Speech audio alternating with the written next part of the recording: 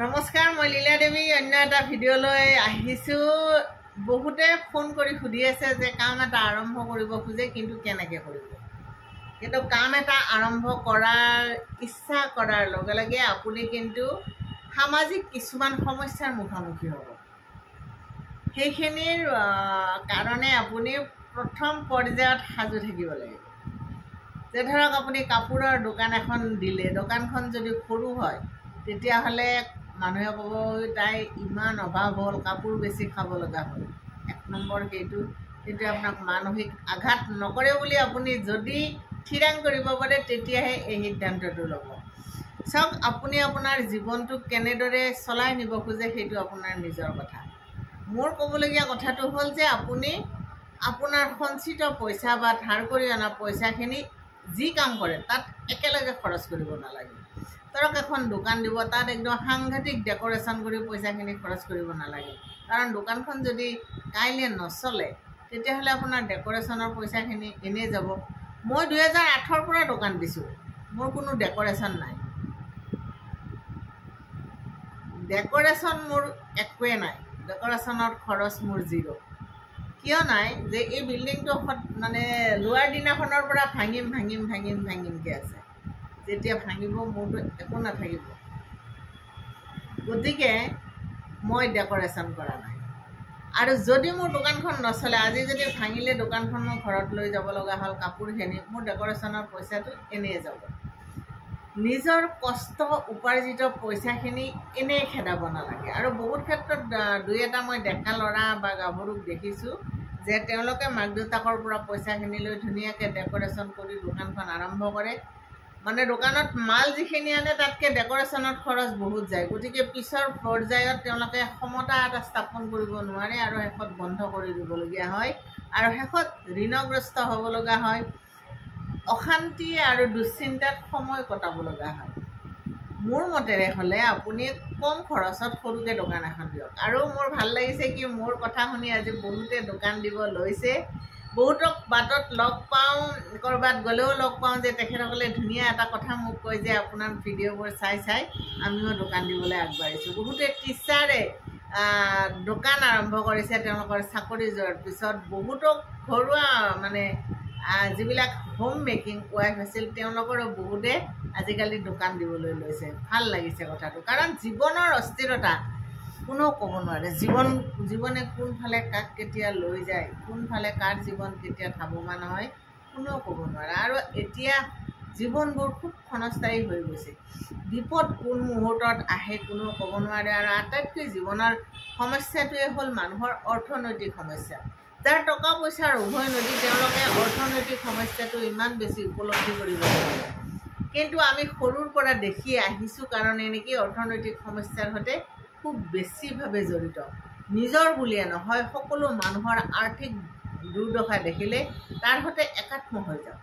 আৰু বিপৰ্যয়টো এনেকুৱা এটা বস্তু, তাৰ সম্বন্ধে আপুনি সজাগ হৈ নাথাকিলে আপোনাক একদম চেছ কৰি দিব পাৰে। আৰু বহুত সময়ত আপোনাৰ ৰাস্তা নাথাকে। এনেকুৱা দেখিছোঁ, জীৱন দেখিছোঁ। জীৱনক মই বাৰে বাৰে এটা কথা কওঁ যে জীৱন দেখিছোঁ, খুব ওচৰৰ পৰা দেখিছোঁ জীৱনৰ সমস্যাবিলাক।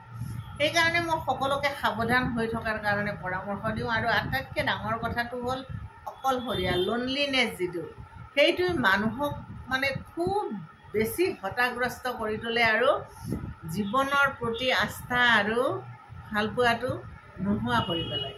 সেইকাৰণে ব্যস্ত হৈ থাকিব লাগে। আপুনি কিমান টকা উপাৰ্জন কৰিছে কামটোৰে, তাতকৈও আপুনি কিমান আন্তৰিকতাৰে কামটোৰ সৈতে ব্যস্ত হৈ থাকিব পাৰিছে, সেইটো কিন্তু আটাইতকৈ বেছি গুৰুত্বপূৰ্ণ কথা। গতিকে যিকোনো কাম এটা যেতিয়া আপুনি কৰিব, তাত আপুনি একেলগে গোটেইখিনি ইনভেষ্ট নকৰিব। এটা ছেকেণ্ড অপশ্যন ৰাখিব যে নচলিলে মই কি কৰিম। পজিটিভ ধাৰণাটো ৰাখিব, চলিবই, মই চলাবলৈ চেষ্টা কৰিম। কিন্তু যদি নচলে, যদি চলে মই চব কৰিম। আৰু যদি নচলে, তাৰ পৰা যাতে মই দুৰ্দশাগ্ৰস্ত জীৱন এটা যাপন কৰিব নালাগে, তাৰ বাবে মই সচেতন হৈ থাকিম।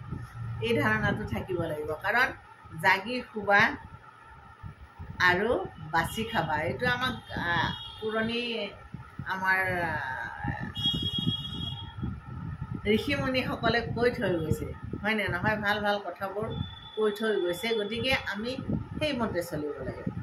2 নম্বৰ কথাটো হ'ল ধৈৰ্য লাগিব, যে এদিনে আপুনি একদম আগবাঢ়ি যাব নোৱাৰে এদিনতে। আপুনি তাৰ বাবে কষ্ট কৰিব লাগিব, ধৈৰ্য লাগিব। ধৈৰ্যই আপোনাক আগবাঢ়ি যোৱাৰ কাৰণে শক্তি দিব, আৰু সেই শক্তিৰে শক্তিমান হৈ আপুনি কামটো আগবঢ়াই লৈ যাব পাৰিব। কথাখিনি এইখিনি ক'লোঁ। আপোনালোকৰ আগ্ৰহ দেখি ভাল লাগিল। 2গৰাকীমানৰ ভিডিঅ' মই দেখাম। এতিয়া দেখাব পৰা হোৱা নাই কি মোৰ কথা শুনি তেওঁলোকে একদম ডেকৰেট কৰা নাই দোকান, আৰু কিন্তু ভাল লাগিছে। আৰম্ভ যে কৰিছে সেইটো কাৰণেও মোৰ খুব ভাল লাগিছে। ৰাস্তাত গ'লে যেতিয়া লগ পাওঁ যে অন্ততঃ ব্যস্ত হৈ আছে। চব সাধাৰণ শ্ৰেণীৰ মানুহৰ কাৰণে মানে আজিকালি বস্তু বাহানিৰ ইমান দাম হৈছে, চলাটো যথেষ্ট মুস্কিল হৈ গৈছে। গতিকে এই ক্ষেত্ৰত দুয়োজনে কাম কৰাটো যথেষ্ট গুৰুত্বপূৰ্ণ হৈ গৈছে, আৰু কামৰ কোনো সৰু বৰ নাই। মই সেইটো কথা সদায় কওঁ, সৎ কামত কোনো সৰু বৰ নাই, কিন্তু অসৎ কাম সদায় বেয়া।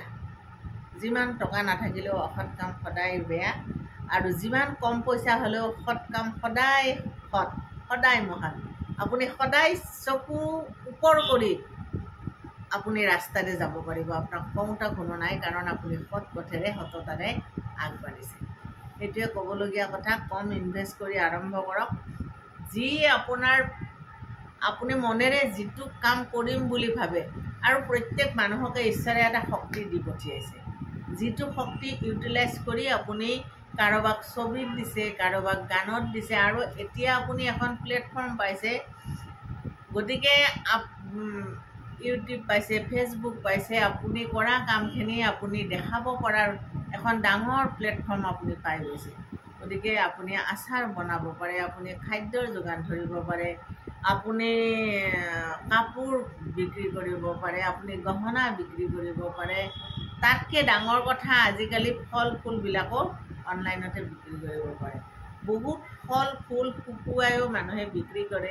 গতিকে তেনেধৰণৰ আপুনি চাই লওক, অলপ ষ্টাডি কৰি লওক। ষ্টাডি কৰাৰ সুবিধাও আজিকালি আপোনাক স্মাৰ্টফোনে দিছে।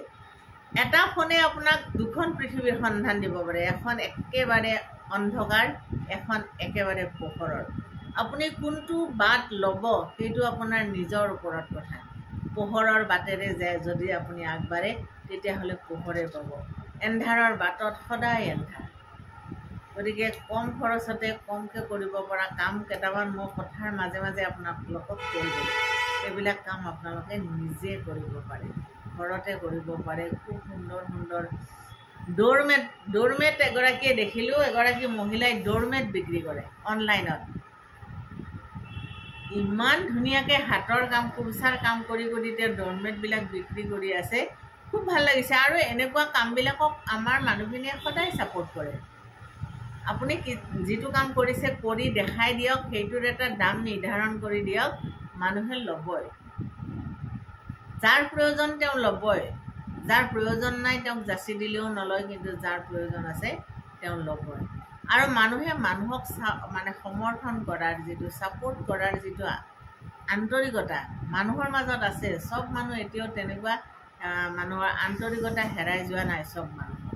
গতিকে ভাল লাগিল, এইখিনিয়ে ক'লোঁ আজি, আৰু এটা ভিডিঅ'লৈ কাইলৈ আহিম।